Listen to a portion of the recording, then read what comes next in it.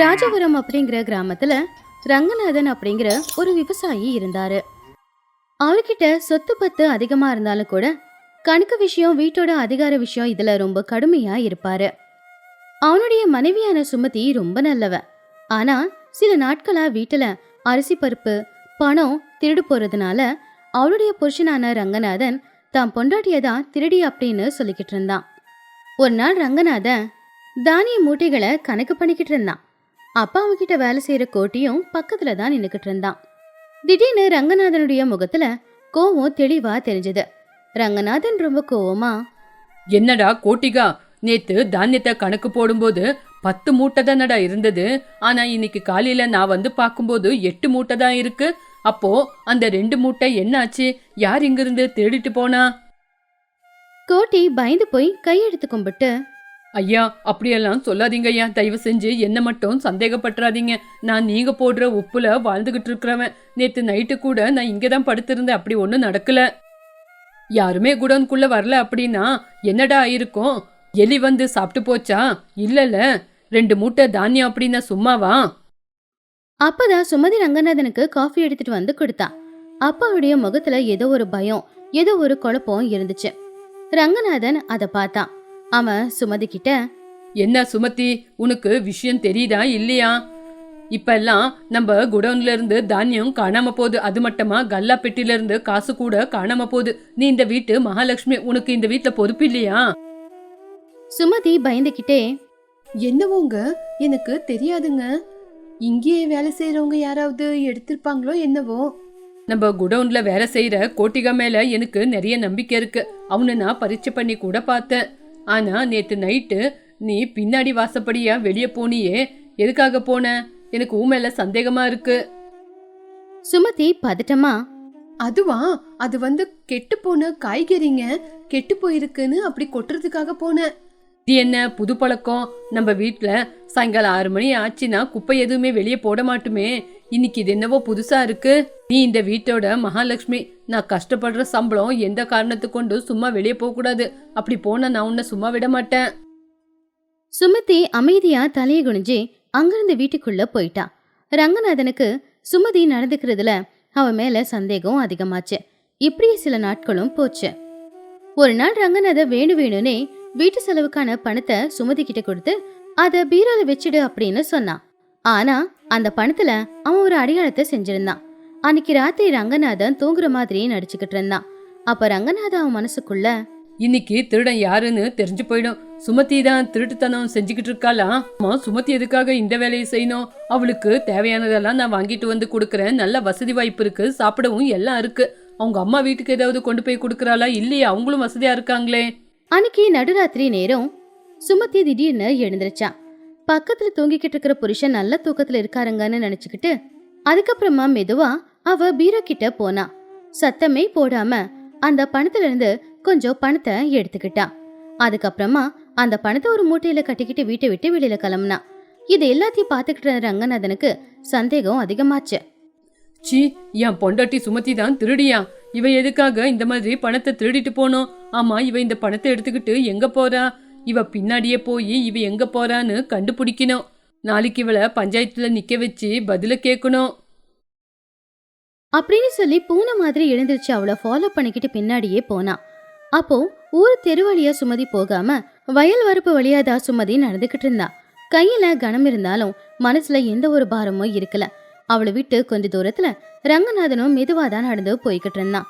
அப்ப ரங்கநாதன் அவன் மனசுக்குள்ள, அட, என்ன இவ இந்த காட்டு பக்கத்துல போய்கிட்டு இருக்கா?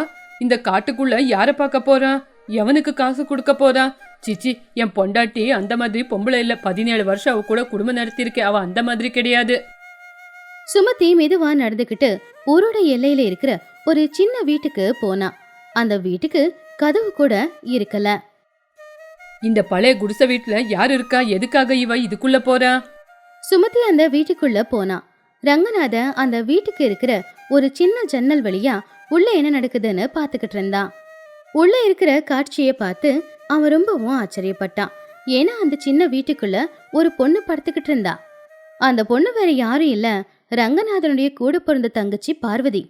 5 வருஷத்துக்கு முன்னாடி பார்வதி அவன் விரும்பின ஒரு ஏழை பையனை கல்யாணம் பண்ணதுனால ரங்கநாதன் இனிமே என் மூஞ்சிலேயே முழிக்காதன்னு சொல்லி அவளை வீட்டை விட்டு வெளியில துரத்திட்டான்.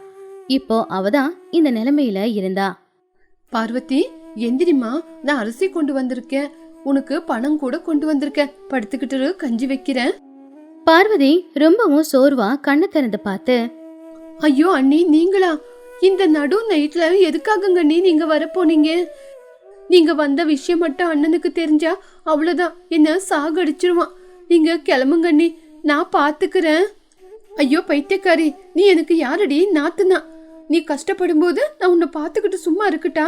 உங்க அண்ணனுக்கு வேணா உன் மேல கோவம் இருக்கலாம், ஆனா எனக்கு உன் மேல எந்த விதமான கோவம் இல்ல. இருந்தாலும் அண்ணி, அண்ணன் என் கூட பேசுறது இல்ல. நீங்க எனக்கு உதவி செய்றீங்கன்ற விஷயம் மட்டும் எங்க அண்ணனுக்கு தெரிஞ்சு போச்சுன்னா என்ன சாகடிச்சிருவான். என் கூட சேர்ந்து உங்களையும் கொன்னுடுவான். என்னால நீங்க கஷ்டப்படுறத பார்க்க முடியாது. இங்க பாருடி, நீ என்னோட நாத்துனா. உங்க அண்ணனுக்கு விஷயம் தெரிஞ்சு என்ன அடிச்சாலும் சரி, சாகடிச்சாலும் சரி, நான் எந்த காரணத்தை கொண்டும் உனக்கு உதவி செய்யாம போக மாட்டேன். என்னோட நாத்துனா. நீயும் உன்னோட பசங்களும் கஷ்டப்பட்டுக்கிட்டு இருக்கும்போது என்னால உன்னை விட்டுட்டு போக முடியாது. இன்னைக்கு உங்க அண்ணன் என்ன திருடின்னு நினைக்கலாம். யோசிச்சுட்டு போட்டோம். இந்த சொத்துல உனக்கும் சரி பங்கு இருக்குல்ல, இது உனக்கும் சேர வேண்டியதுதான். பார்வதி அழுதுகிட்டே, அண்ணே, உங்க ருணத்தை நான் எப்படி ஏத்துக்கிறதுன்னே தெரியல. அண்ணன் ஒரு கல்லு, ஆனா நீங்க வெண்ணெய், தொட்ட உடனே கரைஞ்சிருவீங்க. பார்வதி, நீ அழுவாத. நாளைக்கு காலையிலேயே இங்க காசு வச்சிருக்க. இந்த காசு எடுத்துட்டு போய் மருந்து கொண்டு வந்து கொடு. உங்க அண்ணன் என்ன திருடின்னு நினைச்சாலும் பரவாயில்ல, அதெல்லாம் நான் பாத்துக்கிறேன்.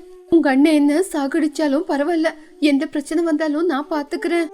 வெளியில இருந்து இது எல்லாத்தையும் பார்த்து கேட்டுக்கிட்டு இருந்த ரங்கநாதனுடைய கண்ணுல இருந்து பயங்கரமா கண்ணீர் வழியா ஆரம்பிச்சது. அவனால அத தாங்கிக்கவே முடியல. தங்கச்சியோட நிலைமைய பார்த்து ரங்கநாத அவன் மனசுக்குள்ள, ஐயோ கடவுளே, நான் எவ்வளவு பெரிய தப்பு பண்ணிட்டேன். என் கூட பிறந்து என் ரத்தத்தை பங்கு போட்டு பிறந்த என்னோட தங்கச்சி இன்னைக்கு கஷ்டப்படுறாளா? அவளோட புருஷன் செத்து போயிட்டானா? அவன் செத்த விஷயம் கூட எனக்கு தெரியாதே. ஐயோ கடவுளே, இப்ப நான் என்னப்பா பண்ண போறேன்? சுமதி என்னோட பொண்டாட்டி, என் கூட பிறந்த ரத்த பாசத்துக்காக அவ கஷ்டப்படுறா. ஆனா நான் ஒரு அண்ணனா இருந்துகிட்டு தங்கச்சிக்கு செய்ய வேண்டியது எதுவுமே செய்யாம தனியா நிக்கிறேன். திடீர்னு ரங்கநாதன் வீட்டுக்குள்ள வந்துட்டான். பார்வதி சுமதி 2 பேரும் திரும்பி பார்த்தாங்க. அங்க ரங்கநாதன் நின்னுக்கிட்டு இருக்கிறத பார்த்து சுமதிக்கு உடம்பு எல்லாமே நடுங்க ஆரம்பிச்சுது. அப்ப சுமதி பயத்தோட, ஏங்க நீங்களா? நீங்க என்னங்க இங்க? அண்ணனை பார்த்து பார்வதி பயந்துகிட்டே, அண்ணா, என்ன மன்னிச்சிடுங்கண்ண. இதுல அண்ணியோட தப்பு எதுவுமே இல்ல. அவங்கள மட்டும் அடிக்காதீங்கண்ண. நீங்க அடிக்கிறதா இருந்தா என்ன அடிங்கண்ண. ரங்கநாதன் அவன் தங்கச்சி பக்கத்துல வந்தான். அவனுடைய முகத்துல கோவம் இருக்கல, அதுக்கு பதிலா பரிதாபமும் கவலையும் தான் இருந்துச்சு. பார்வதி, என்னோட தங்கச்சி நீ. உன் புருஷன் செத்த விஷயத்த கூட என்கிட்ட சொல்ல முடியாத அளவுக்கு நான் உங்ககிட்ட அவ்வளோ வக்கரமா நடந்திருக்கேன். நான் உனக்கு அவ்வளோ தூரம் ஆயிட்டேன். உனக்கு அவ்வளோ பிரச்சனையை கொடுத்துருக்கேன். அந்த அளவுக்கு ராட்சசனா. அண்ணனுடைய கண்ணுல இருந்து வர கண்ணீரை பார்வதியால நம்ப முடியல. அண்ணன், நீங்க அழுவுறீங்க? உங்களுக்கு இருந்த என் மேல கோபம் போயிடுச்சா? அது எப்பவோ என்னை விட்டு போக வேண்டியது. என்னோட பைத்தியக்கார தனத்தினால என்னை விட்டு போகாம இருந்தது. அவ சுமதிய பார்த்து, என்ன மன்னிச்சிடு.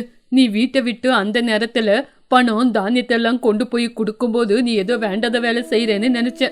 ஆனா நீ காப்பாத்தினது என் தங்கச்சிய மட்டும் இல்ல, என் வீட்டோட கௌரவத்தை. நீ ரொம்ப நல்லவ. சுமதி கண்ணீரை தொடச்சுக்கிட்டு, ஏங்க, என்ன மன்னிச்சிடுங்க. உங்களுக்கு தெரியாம நான் ரொம்ப தப்பு பண்ணிட்டேங்க. உங்களுக்கு பார்வதி அப்படின்னா ரொம்ப கோவம் இல்ல, அதுக்குதான் இந்த விஷயத்த சொன்னா நீங்க திட்டுவீங்கன்னு சொல்லல. ஆனா இந்த பசங்க பசியில இருக்கிறது என்னால பார்க்க முடியலங்க. நீ திருடி இல்ல சுமதி, நீ என்னோட ரத்த சம்பந்தத்தை, என் வீட்டு கௌரவத்தை காப்பாத்தினவ. என் தங்கச்சி இங்க அவ புருஷனை இழந்து அவ பசங்களோட கஷ்டப்படுறது என்னோட காதுக்கு கேட்கல, ஆனா அது உன்னோட மனசுக்கு கேட்டிருக்கு. நீ தங்கமானவ. நான் தான் தப்பு பண்ணிட்டேன். இனிமே என் தங்கச்சி இந்த குடிசை வீட்டுல இருக்க வேண்டிய அவசியம் இல்ல. இனிமே நம்ம எல்லாரும் நம்ம வீட்லயே ரொம்ப சந்தோஷமா வாழலாம்.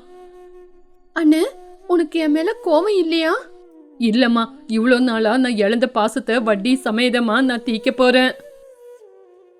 மத்தி, இனிமே இந்த பணம் எல்லாம் எனக்கு தேவையில்லை. காட்ரேஜோட சாவியே உனக்கே கொடுத்துடுறேன். இனிமே இந்த வீட்டு பொறுப்பெல்லாம் நீயே எடுத்துக்க. நீ எவ்வளவு பணத்தை செலவு பண்ணாலும் அதுக்கு ஒரு அர்த்தம் இருக்கும்னு காட்டிட்டேன் இன்னைக்கு. ரங்கநாதன் அவனுடைய மனைவியையும் அவனுடைய தங்கச்சியையும் கூட்டிக்கிட்டு வீட்டுக்கு வந்தான். அதுக்குள்ள விடிய காலையில நேரமாச்சு. கோட்டி மாட்டு தொழுவத்துல வேலை பார்த்துக்கிட்டு இருந்தான். அவன் முதலாளிய பார்த்து ரொம்பவும் ஆச்சரியப்பட்டான். ஐயா, என்னங்க ஐயா இந்த நேரத்துல வெளியில இருந்து வரீங்க? அட சின்னம்மா. பார்வதிய பார்த்து, அட சின்னம்மா, நீங்களும் பசங்களும்? ஆமா, என் தங்கச்சி இனிமே என் கூட இந்த வீட்டுல தான் இருக்க போறா. நீ ஊருக்குள்ள போய் என் தங்கச்சி வந்த விஷயத்த எல்லார்கிட்டயும் சொல்லிட்டு வா. எங்க என் மேல இருக்கிற திருடிங்கிற பட்டம் போயிருச்சுங்கிறத விட இன்னைக்கு என்னோட நாத்தனை வந்து என் கூட இருக்கிற அப்படிங்கிற சந்தோஷம் தான் அதிகமா இருக்கு. அந்த கெட்ட பேரு உனக்கு இல்ல சுமதி, எனக்கு தான். நான் என்கிட்ட இருக்கிற திமிரெல்லாம் எடுத்துக்கிட்டு அன்பு அப்படிங்கிற சொத்தை மட்டும் எனக்குள்ள விட்டு வச்சிருக்க. நீ திருட்டு பொண்டாட்டியே ஆயிருந்தாலும் என்னோட அன்பான மனைவி. அண்ணே, இன்னைக்கு உங்களாலதான் இந்த குடும்பமே இவ்வளவு சந்தோஷமா இருக்கு. ஆமா, என் பொண்டாட்டினாலதான் இன்னைக்கு இந்த குடும்பம் இவ்ளோ சந்தோஷமா ஒன்னு சேர்ந்திருக்கு. அவ திருடி இல்ல, என் குடும்பத்தை காப்பாத்த வந்த தேவதை. காலையில சூரியன் உதயமாகும் போது சூரியனுடைய வெளிச்சம் அந்த வீட்டு மேல பட்டுச்சு. இது வரைக்கும் அவங்க வாழ்க்கையில இருந்த இருட்டு எல்லாமே தொலைஞ்சு புது வெளிச்சம் வந்துச்சு. அன்னையில இருந்து ரங்கநாதன் முழுசாவே மாறிட்டான். அவன் பொண்டாட்டி மேல அவனுக்கு சந்தேகம் இருந்துச்சு. ஆனா அந்த சந்தேகம் இப்போ ரொம்ப பெரிய கௌரவமா மாறுச்சு. ஊர்ல எல்லாரும் இந்த விஷயத்த கேள்விப்பட்டு, பொண்ணுன்னு இருந்தா இப்படிதான் இருக்கணும், தன்னோட புருஷனோட குடும்பத்தை தான் குடும்பமா நினைச்ச பொண்ணு அப்படின்னு பாராட்டினாங்க. ஆனா எல்லாரும் அவளை அன்பான மனைவி அப்படின்னு ஒரு வார்த்தையால பாராட்டினாங்க. அதை கேட்டு சுமதி மனசுக்குள்ள சிரிச்சுக்கிட்டு இருந்தா. ஒருத்தங்க நடந்துக்கிற விதத்துக்கு பின்னாடி ஏதாவது காரணம் இருக்கா இல்லையான்னு தெரிஞ்சுக்காம அவங்கள சந்தேகப்படுறது தப்பு. சில நேரங்கள்ல திருடுறது கூட நல்லதுக்காகவா தான் இருக்கும். இந்த கதையில இருக்கிற நீதி என்னன்னா, நாம யோசிக்கிற விதம், நம்ம கண்ணுக்கு தெரியற காட்சி, இது ரெண்டுமே உண்மையாதான் இருக்கணும் அப்படின்னு அவசியம் இல்லை. நாம யோசிக்கிறது வேறையா இருக்கலாம், நம்ம முன்னாடி நடக்கிறது வேறையா இருக்கலாம். எதுவா இருந்தாலும் முன்ன பின்ன யோசிச்சு அப்புறம்தான் ஒரு முடிவெடுக்கணும். விஜயநகரத்தை சேர்ந்த ராஜா கஜபதிக்கு சாப்பாடுன்னா ரொம்ப பிடிக்கும். அவனுடைய ஆஸ்தானத்துல புதுசா சமையலுக்கு சேர்ந்த சமையல்காரன் ராமையா. காலையில 10 மணி. அந்த ஆஸ்தானத்துல வேலை செய்யற மந்திரி ராஜா முன்னாடி பயத்தோட நடுங்கிக்கிட்டே வந்து நின்னாரு. சோமையா, உங்களுக்கு இது கொஞ்சமாவது நல்லா இருக்கா? என்னுடைய சின்ன வயசு நண்பன், பக்கத்து ராஜ்யத்தோட மகாராஜா. அவன் இன்னைக்கு நம்ம ராஜ்யத்துக்கு விருந்துக்காக வரான். அவனுக்கு எந்த குறையும் இல்லாம நல்லபடியா சாப்பாடு செஞ்சு கொடுக்கணுங்கிறது என் ஆசை. நீங்க என்னமோ மளிகை சமையல் வரலன்னு சொல்றீங்க. மன்னிச்சிடுங்க மகாராஜா, வர வழியில ஆத்துல தண்ணியோட வேகம் அதிகமா இருக்கிறதுனால பொருட்கள் எல்லாம் அந்த பக்கமே நின்றுச்சு. அந்த தண்ணியெல்லாம் குறையறதுக்கு சாயந்தர நேரமாவது ஆயிடும். இப்போதைக்கு நம்ம சமையலறையில் இருக்கிறது கொஞ்சம் பூசணிக்காயும் சொரைக்காயும் நேத்து மிச்சமான தயிரும் தான். ராஜா ரொம்ப கோவமா, சொரக்காய் பூசணிக்காய் தயிர் இதை வச்சு வரவனுக்கு நான் என்னத்தை சமைச்சு கொடுக்கறது? அவன் என்ன சொல்லுவான்? நம்ம ராஜ்யத்தோட ராஜாவுக்கு ஒழுங்கா சாப்பாடு கூட போட தெரியாதா அப்படின்னு 4 பேர்கிட்ட சொன்னா என் கௌரவம் என்ன ஆகுறது? எல்லாரும் இதே மாதிரி தான் யோசிச்சுக்கிட்டு இருக்கோம். எல்லாருமே சமைக்கிறதுக்கு எதுவுமே இல்லை, நாங்க என்ன சமைக்கிறதுன்னு கையை நீட்டிட்டு அப்படியே உக்காந்துட்டாங்க. பைத்தியக்காரனுங்க, எல்லா பொருள் இருந்தா சமைக்கிறது ரொம்ப சுலபம், அது இல்லாம சமைக்கிறது தான் ரொம்ப கஷ்டம். வா, இப்பவே சமையலறைக்கு போகலாம். அப்படியே ராஜா மந்திரி 2 பேருமே அரண்மனையில இருக்கிற சமையலறைக்குள்ள போனாங்க. அங்க சமையல் வேலை செஞ்சுக்கிட்டு இருந்த பீமையா தலைமையில கை வச்சு உக்காந்துக்கிட்டு இருந்தான். ஆனா இன்னொரு மூலையில அப்பதான் புதுசா வேலைக்கு சேர்ந்த ராமையா காய்கறி என்னெல்லாம் இருக்கு அப்படின்னு பாத்துக்கிட்டு இருந்தான். ஐயோ, என் வேலை போக போகுது. ராஜா வராரு, சமைக்க எதுவுமே இல்ல, பசிக்குதுன்னு சொன்னா நான் என்னத்தை சமைக்க போறேன்னு தெரியலையே. கடவுளை நீதான் என்ன காப்பாத்தணும். ராஜா பக்கத்துல வந்து, எங்க ஓடி போக பாக்குற? பிரச்சனை வந்தா ஓடி போக கூடாது, நின்று அந்த பிரச்சனைய சரி பண்ணணும். இப்ப பக்கத்து ஒரு ராஜா வராரு, அவருக்காக விருந்து சமைச்சாகணும். என்ன பண்றது சொல்லு. மகாராஜா, என்ன மன்னிச்சிடுங்க, இங்க இருக்கிற காய வச்சு விருந்து சாப்பாடு சமைக்க என்னால முடியாது. பருப்பு இல்ல, நெய் இல்ல, மசாலா பொருளும் இல்ல. இது எதுவுமே இல்லாம நான் சமைச்சு போட்டு அப்புறம் சக்கரவர்த்திக்கு என் மேல கோவம் வந்து தலை வெட்டுனா, இல்லைனாலும் உன் தலையை நான் வெட்டத்தான் போறேன். இவன் வேலைக்காக மாட்டான் போல. இவனை தவிர்த்து வேற யாராவது இருந்தா முன்னாடி வந்து உதவி செய்ய சொல்லுங்க. அப்பதான் ராமையா ராஜா முன்னாடி வந்து நின்னு, மகாராஜா, என் பேரு ராமையா. 2 நாளைக்கு முன்னாடி தான் நான் இங்க சமையல்காரன் வேலைக்கு சேர்ந்தேன். நீங்க அனுமதி கொடுத்தீங்கன்னா வர சக்கரவர்த்திக்கு நான் விருந்த சாப்பாடு சமைக்க தயாரா இருக்கேன். அதை கேட்டு பீமையா, ராமையா, உனக்கு என்ன பைத்தியமா பிடிச்சிருக்கு? வெறும் காய்கறி வச்சு நீ அப்படி என்னத்தை தான் சமைக்க போற? தேவையில்லாம உன் தலைய நீயே பலி கொடுத்துறாத. இரு பீமையா, அவன் முயற்சியாவது பண்றேன்னு சொல்றான். உன்ன மாதிரி பயந்து ஒதுங்க நினைக்கல. இங்க பாரு ராமையா, விருந்து சாப்பாடு ஒழுங்கா இருக்கணும். சக்கரவர்த்தி எந்த குறையும் சொல்லக்கூடாது. இல்ல உன்னோட தலைய நான் வெட்டிடுவேன். பரவாயில்ல மகாராஜா, சமைக்க தேவை பொருட்கள் மட்டும் இல்ல, கொஞ்சம் அறிவும் இருக்கணும். இருக்கிறத வச்சு நான் நிச்சயமா விருந்து சாப்பாடு சமைக்கிறேன். என் மேல எனக்கு நிறையவே நம்பிக்கை இருக்கு. உன் தைரியம் எனக்கு பிடிச்சிருக்கு. மந்திரி, இவனுக்கு தேவையான உதவிகளை செய்யுங்க அப்படின்னு சொல்லி ராஜா போயிட்டாரு. பீமையாவும் அங்க இருந்த மத்த வேலைக்காரங்களும் ராமையா சொன்னதை பார்த்து ஆச்சரியப்பட்டாங்க. அப்ப ராமையா கூட வேலை செய்யற கிட்டுவ கூப்பிட்டு, ராமையா அண்ணன், தேவையில்லாம நீ மாட்டிக்கிட்ட. இருக்கிற பூசணிக்காய் சொரக்காய் வச்சுக்கிட்டு என்ன சமைக்க முடியும்? எதுக்காக நீ அதுக்கு ஒத்துக்கிட்ட? அப்ப ராமையா சிரிச்சுக்கிட்டே, கவலைப்படாத கிட்டு, பாக்குற பார்வையில தான் அந்த பொருளோட மதிப்பு தெரியும். உங்களுக்கு அது வெறும் சொரக்கா, ஆனா எனக்கு அதுவே போதும்னு தோணுது. முதல்ல கூடையில போட்டு வச்ச காய்கறி தோல் எல்லாத்தையும் கொண்டு வா. கிட்டு அதை கேட்டு ஆச்சரியமா, காய்கறி தோலா? அது தூக்கி போடால வச்சிருக்கோம். இன்னைக்கு அதுதான் நமக்கு உதவியே செய்ய போகுது. அதை வச்சுதான் சக்கரவர்த்திக்கு நாம சமைக்கவே போறோம். காய்கறி தோலுங்க, சொரக்கா, பூசணிக்கா, இதை வச்சுதான் இன்னைக்கு நாம சமைக்கவே போறோம். பாத்தீங்களா, இவனுக்கு பைத்தியம் பிடிச்சிருக்கு. சக்கரவர்த்திக்கு தோல்ல சமைச்சு கொடுக்குறானாமா. பீமை என்ன, கொஞ்சம் அமைதியா இருக்கீங்களா? கிட்டு, நான் சொல்றத பண்ணு. சொர்க்காவோட தோலை மந்தமா சீவி வை. அப்புறம் நேத்து மிச்சமாச்சுல தயிர், அதை மொத்தத்தையும் வடிகட்டு. தண்ணியால போய் கெட்டி தயிர் மிஞ்சட்டும். அப்புறம் பூசணிக்காய் விதைய நல்லா காய வச்சு அதை வறுத்து பொடியாக்கு. பூசணிக்காயை வேக வை. சரிண்ணே, ஆனா இதை வச்சு என்ன செய்ய போறீங்களோ? சொரக்காய் தோலை வச்சு நாம துவையல் செய்யலாம். அப்புறம் சொரக்காயை நல்லா வேக வச்சு அது கூட வெள்ளத்தை போட்டு ஹல்வா பண்ணலாம். பூசணிக்காய் விதைய வறுத்து தூளாக்கி அது கூட பூசணிக்காவை சேர்த்து கொதிக்க வச்சு சாம்பார் தயார் பண்ணலாம். அப்புறம் சொரக்காய் கூட தயிர் சேர்த்து கொஞ்சம் மோர் குழம்பையும் செஞ்சிடலாம். கடைசியில சாதம் வடிக்கிற தண்ணியில கொஞ்சம் மசாலா வெடிச்சு போட்டு தாளிச்சு அதை ரசமாக்கி கொடுத்துடலாம். பீமையா வாயை பிளந்துக்கிட்டு, சாதம் வடிச்ச தண்ணியில ரசமா? தோலை வச்சு துவையலாம்? இதெல்லாம் சக்கரவர்த்தி சாப்பிடுவாரா? சுவையா இருந்தா யாரா இருந்தாலும் எது வேணும்னாலும் சாப்பிடுவாங்க. கிட்டு, அடுப்ப பத்தவே, நான் சமைக்கிற சமையல் எப்படி இருக்குன்னு பாரு. ராமையா சுறுசுறுப்பா வேலைய செஞ்சுக்கிட்டு இருந்தான். கிட்டு அவனுக்கு உதவிகளை செஞ்சுக்கிட்டு இருந்தான். ராமையா எது எப்படி செய்யணும் அப்படிங்கறத கிட்டு கிட்ட சொல்லிக்கிட்டு இருந்தான். அண்ணன், சொரக்காய் தோல் ரொம்ப கட்டியா இருக்கு. இத துவையில அரைச்சா அது மசியுமா? இங்கதான் இருக்கு உண்மையான அறிவு. இந்த தோலை நேரா போட்டு அரைச்சா அரையாது. அதனால இந்த தோலை கடாயில போட்டு கொஞ்சம் வணக்கணும். அப்போ அது மிருதுவா ஆயிடும். அதுக்கப்புறமா இதை போட்டு அரைச்சா நல்லாவே அரையும். இதுல கொஞ்சம் புளி, காஞ்ச மிளகா, 2 பல்லு பூண்டு போட்டு அரைச்சு பாரு. துவையல் ரொம்ப நல்லா வரும். சரிண்ணே, ஆனா இந்த பூசணிக்காய் விதை எதுக்கு? நம்ம கிட்ட முந்திரியும் இல்லையே. சரியா சொன்ன. நம்ம சொரக்காய் வச்சு ஹல்வா தயார் பண்ண போறோம்ல, அதுல போடுறதுக்கு முந்திரி இல்ல. அதுல இந்த வறுத்த பூசணிக்காய் விதைய போட்டா முந்திரி மாதிரியே தான் இருக்கும். சாப்பிடுறவங்களுக்கு அது முந்திரியா இல்ல பூசணிக்காய் விதையா அது கூட தெரியவே தெரியாது. எல்லாம் சரிதான், ஆனா சொரக்காய் வச்சு ஹல்வாவா? அது காய்கறி இல்ல, அதை வச்சு இனிப்பு எப்படி பண்ண முடியும்? ஏண்டா முடியாது? சொரக்காயை நல்லா வெட்டி நல்லா வேக வச்சு அதை மத்தால எடுத்து மசிச்சாலே அது ஹல்வா மாதிரி ஆயிடும். அதுக்கப்புறம் அது கூட கொஞ்சம் சக்கரை, கொஞ்சம் எண்ணெய், நெய் இருந்தா நெய் கூட போட்டு முந்திரியையும் வறுத்து அது கூட சேர்த்து பாரு. அப்ப கமகமன்னு மணக்கும். கடாயில ஒட்டாம அந்த ஹல்வா எப்ப திரண்டு வருதோ அப்ப ஹல்வா தயாராயிடுச்சு அப்படின்னு அர்த்தம். அண்ணா, நீ சமையல்காரன் இல்ல, மந்திரக்காரன். எந்த பொருளும் எப்படி செய்யணும்னு உனக்கு நல்லாவே தெரியுது. இதெல்லாம் பெரிய விஷயம் இல்லடா. எப்பவுமே நம்ம வீட்டுல எல்லாமே இருக்குன்னு நம்ம நினைச்சுக்க கூடாது. எதுவுமே இல்லாத நேரத்துலயும் இருக்கிறத வச்சு எப்படி சுவையா சமைக்கிறதுன்னு சின்ன வயசுலயே கத்துக்கிட்டா என்னைக்காவது அது நமக்கு உதவியா இருக்கும்.